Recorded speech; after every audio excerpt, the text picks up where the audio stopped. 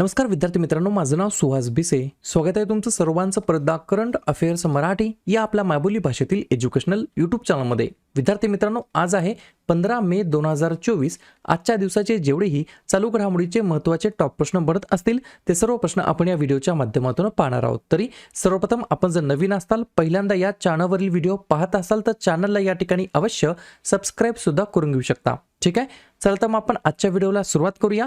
त्या अगोदर कालच्या व्हिडिओमध्ये जो काही शेवटचा प्रश्न विचारला होता त्या प्रश्नाचं उत्तर जाणून घेऊया. काय होता प्रश्न? खालीलपैकी कोणाची T20 विश्वचषकासाठी श्रीलंकेचा अधिकृत प्रायोजक म्हणून नियुक्ती करण्यात आलेली आहे? तर बऱ्याच विद्यार्थी मित्रांनी अगदी योग्य उत्तर टाईप करून सांगितलं आहे. पर्याय क्रमांक बी, अमूल हे या प्रश्नाचं योग्य उत्तर असणार आहे. तर अमूलने या ठिकाणी विद्यार्थी मित्रांनो T20 विश्वचषकासाठी श्रीलंकेचा अधिकृत प्रायोजक म्हणून या ठिकाणी नियुक्ती करण्यात आली आहे अमूलची. ठीक आहे, अजून एक पॉईंट लिहून घ्या एक्स्ट्रा आहे. कोको कोला इंडियाने राष्ट्रीय महिला हॉकी लीगसाठी हॉकी इंडियासोबत आपली पहिली भागीदारी या ठिकाणी डिक्लेअर केलेली आहे, जाहीर केलेली आहे. त्याच्यामुळे याच्यावरती सुद्धा प्रश्न विचारला जाऊ शकतो. क्लिअर? आता पाहूया विद्यार्थी मित्रांनो प्रश्न क्रमांक पहिला. टोटल संपूर्ण व्हिडिओमध्ये 12 प्रश्न असतील. सुरुवातीपासून शेवटपर्यंत व्हिडिओ काळजीपूर्वक पहा. एक एक प्रश्न महत्त्वाचा आहे, तुम्ही कोणत्याही एक्झामची तयारी करा. प्रश्न क्रमांक पहिला काय म्हणतो? इफ्कोच्या अध्यक्षपदी म्हणजे चेअरमॅनपदी अलीकडेच कोणाची नियुक्ती करण्यात आलेली आहे? प्रश्न क्रमांक पहिल्याचं योग्य उत्तर आहे पर्याय क्रमांक डी, दिलीप संघानी असं त्यांचं नाव आहे. त्यांना या ठिकाणी इफ्कोच्या अध्यक्षपदी चेअरमॅनपदी त्यांची नियुक्ती करण्यात आलेली आहे. प्रश्न महत्त्वाचा आहे, ऑर्गनायझेशन महत्त्वाचे आहे. पर्याय क्रमांक डी हे या प्रश्नाचं योग्य उत्तर असणार आहे. लगेच काय करूया मग? नवनवीन ज्या काही अपॉइंटमेंट्स झालेल्या आहेत, नियुक्त्या झालेल्या आहेत त्याच्यावरती चर्चा करूया. लिहून घ्या, फक्त बघत बसू नका. इंटेलिजन्स ब्युरोचे विशेष संचालक म्हणून नियुक्त करण्यात आलेले आहेत सपना तिवारी. भारतीय लस उत्पादन असोसिएशनचे अध्यक्ष बनलेले आहेत कृष्ण ईला. नौदलाचे प्रमुख बनले आहेत नवीन दिनेश कुमार त्रिपाठी. नौदलाचे नवीन उपप्रमुख बनले आहेत कृष्णा स्वामीनाथन. आकाशवाणी वृत्ताचे महासंचालक बनले आहेत मौसमी चक्रवर्ती. राष्ट्रीय जूट बोर्डाचे सचिव बनले आहेत शशी भूषण सिंग. जीएसटी अपीलीय न्यायाधिकरणाचे अध्यक्ष बनलेत संजय कुमार मिश्रा. आयुष मंत्रालयामध्ये संचालक बनलेत सुबोध कुमार. भारतीय नौदलाचे कार्मिक प्रमुख बनलेत संजय भल्ला. एल&टीचे अध्यक्ष बनलेत आर शंकर रमण आणि इफ्कोचे अध्यक्ष बनलेत दिलीप संघानी. पाहूया पुढचा प्रश्न. प्रश्न क्रमांक दुसरा महत्त्वाचा प्रश्न आहे. भारतीय लष्कराच्या द्वारे ऑपरेशन सद्भावना कोठे राबवण्यात आलेला आहे? 2 नंबरच्या प्रश्नाचं योग्य उत्तर आहे पर्याय क्रमांक सी, सिक्कीम हे या प्रश्नाचं योग्य उत्तर असणार आहे. पर्टिक्युलरली सिक्कीममध्ये कोणत्या भागामध्ये असं विचारलं तर उत्तर सिक्कीममध्ये या ठिकाणी इंडियन आर्मीच्या द्वारे भारतीय लष्कराच्या द्वारे ऑपरेशन सद्भावना नावाचं एक ऑपरेशन राबवण्यात आलेलं आहे. 2-3 पॉईंट लिहून घ्या.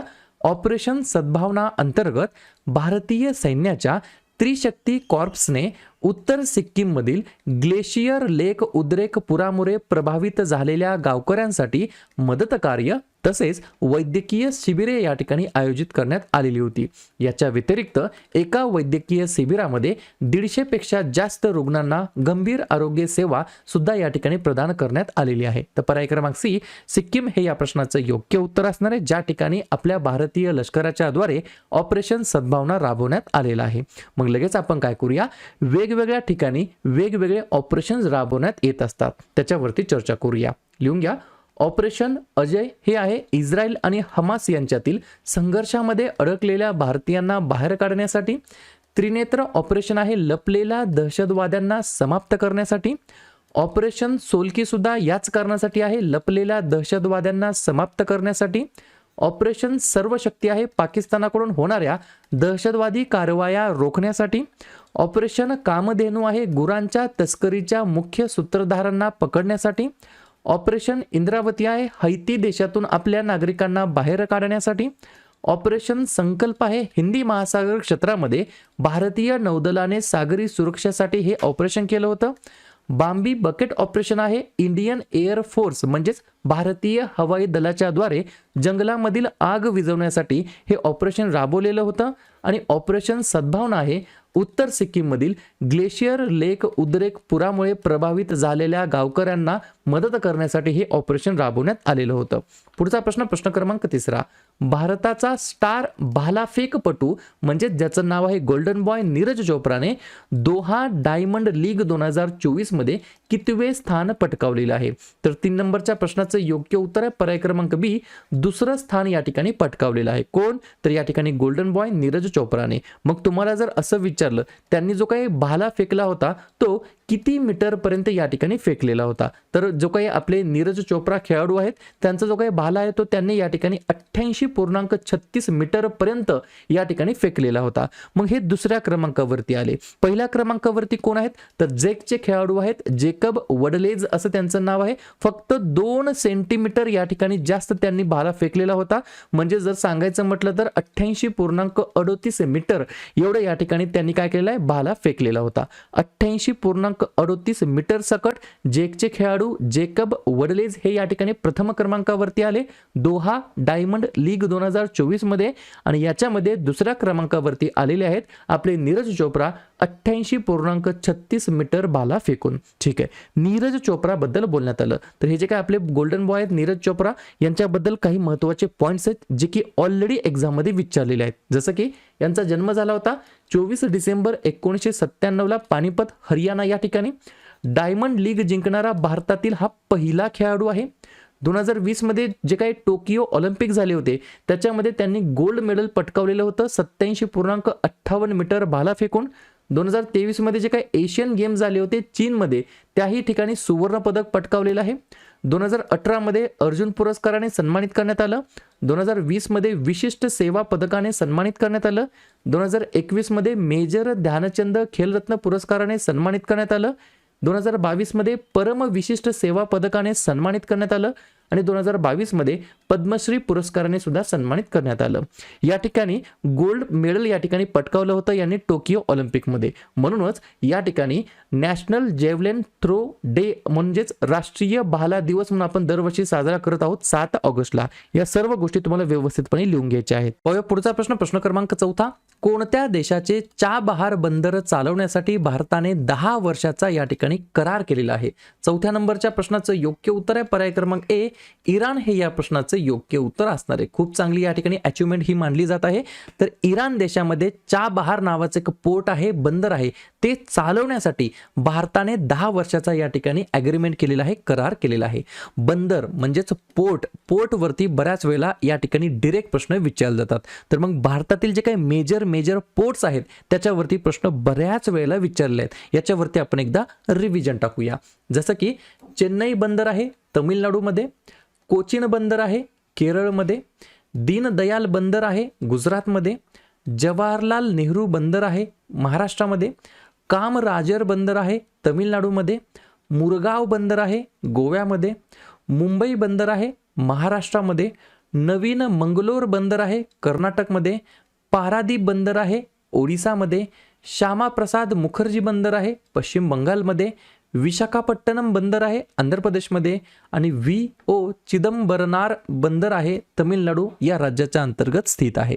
पुढचा प्रश्न क्रमांक 5. केंद्र सरकारने 14,000 टन बिगर बासमती पांढऱ्या तांदळाच्या प्रकाराच्या जे काही निर्यातीला आहे ती या ठिकाणी अप्रुव्हल दिलेलं आहे, परवानगी दिलेली आहे. 5व्या नंबरच्या प्रश्नाचं योग्य उत्तर आहे पर्याय क्रमांक डी, मॉरिशियस हे या प्रश्नाचं योग्य उत्तर असणार आहे. तर केंद्र सरकारने मॉरिशियसमध्ये 14,000 टन बिगर बासमती पांढऱ्या तांदळाच्या निर्यातीला परवानगी दिलेली आहे. 2 पॉइंट लिहून घ्या. अधिकृत अधिसूचनेनुसार केंद्र सरकारने 14,000 टन गैर बासमती पांढरा तांदूळ मॉरिशियसला निर्यात करण्यासाठी परवानगी दिली आहे.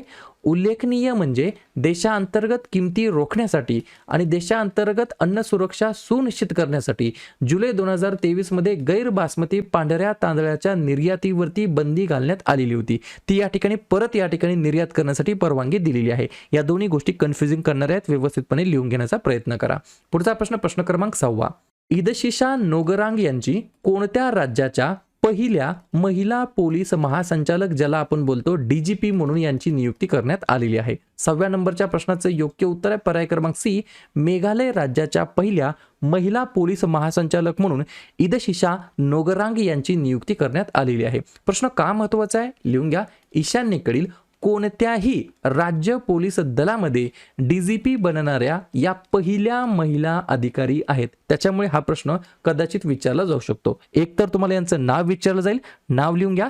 इदशिशा नोगरांग असं त्यांचं नाव आहे, नोंगरांग असं त्यांचं नाव आहे. किंवा तुम्हाला असं विचारलं जाईल कोणत्या राज्याच्या पहिल्या महिला पोलीस महासंचालक बनले आहेत, तर मेघालय राज्याच्या. मेघालयबद्दल सांगायचं म्हटलं तर लिहून घ्या. स्थापना झाली या राज्याची 21 जानेवारी 1972ला. मुख्यमंत्री आहेत कॉनार्ड संगमा, राज्यपाल आहेत फागू चौहान आणि राजधानी आहे शिलाँग.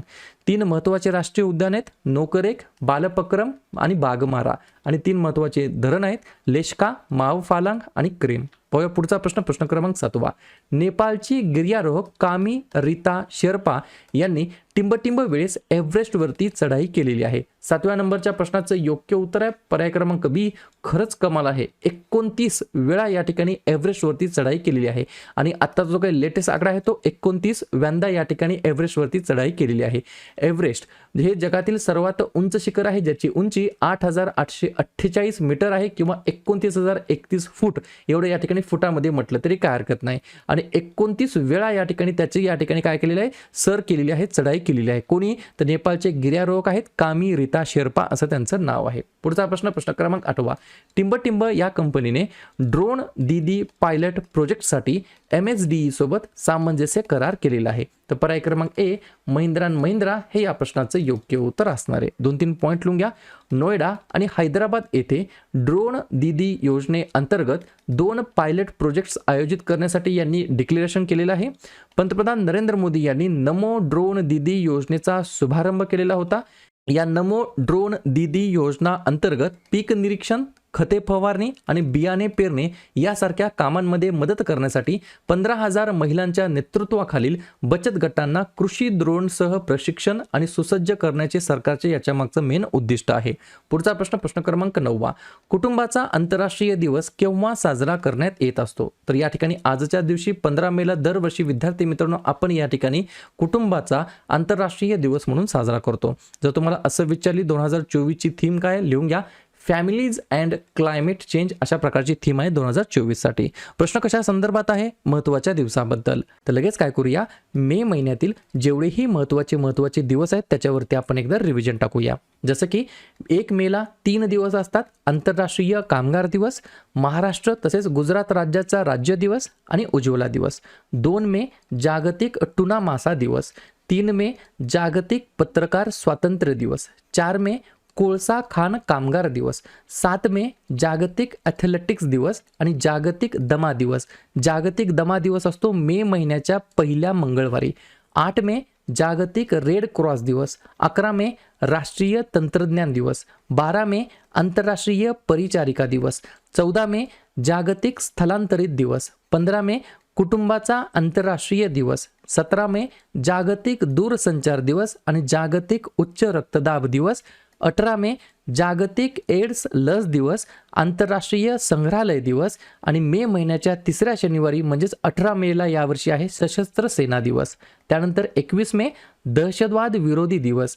22 मे जैविक विविधतेसाठी आंतरराष्ट्रीय दिवस आणि 31 मे तंबाखू विरोधी दिवस आणि पुण्यश्लोक अहिल्याबाई होळकर यांची जयंती. क्लिअर. पुढचा प्रश्न, प्रश्न क्रमांक 10वा. महामत इद्रिस डेबी इत्नो यांची कोणत्या देशाच्या अध्यक्षपदी निवड झालेली आहे? 10व्या नंबरच्या प्रश्नाचं योग्य उत्तर आहे पर्याय क्रमांक सी. चाड नावाचा एक देश आहे, उत्तर मध्य आफ्रिकेमध्ये वसलेला हा एक देश आहे.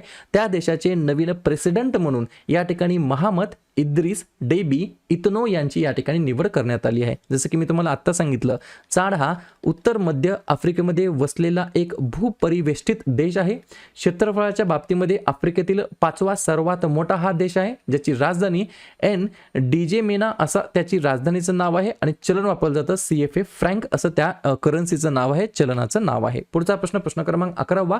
10 लाख उबर ड्रायव्हर्सची कामगिरी करणारा अमेरिका आणि ब्राझील नंतर कोणता देश अलीकडेच तिसरा देश बनलेला आहे? तर पर्याय क्रमांक बी आपला प्यारा भारत देश हे या प्रश्नाचं योग्य उत्तर असणार आहे.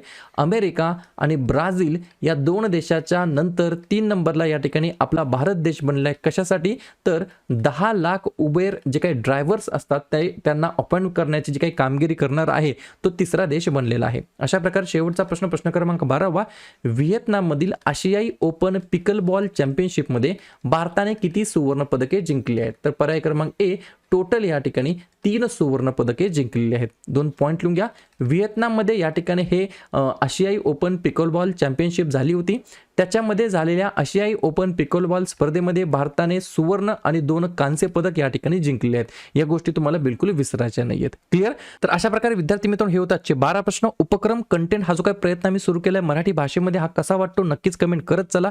आणि या ठिकाणी तुमच्यासाठीचा आजचा खास प्रश्न, भारताने कोणत्या देशाला मागे टाकून जगातील तिसरा सर्वात मोठा सौर ऊर्जा उत्पादक देश बनलेला आहे? चीन, जर्मनी, जपान की अमेरिका? तर ज्या पण विद्यार्थ्यांनी या प्रश्नाचं योग्य उत्तर येत असेल त्या प्रश्नाचं उत्तर तुम्ही कमेंट बॉक्समध्ये बिनधास्तपणे टाईप करून सांगा. या प्रश्नाचं उत्तर चुकू द्या, बरोबर येऊ द्या, काहीच हरकत नाही, परंतु ट्राय करणं, प्रयत्न करणं हे सर्वात जास्त महत्त्वाचं आहे. आणि दुसऱ्या दिवशी येऊन आपण दिलेल्या प्रश्नाचं उत्तर हे बरोबर आले की चुकलं हे दुसऱ्या दिवशी येऊन चेक करणं, तपासणं हे देखील तितकं जास्ती महत्त्वाचं सुद्धा असणार आहे.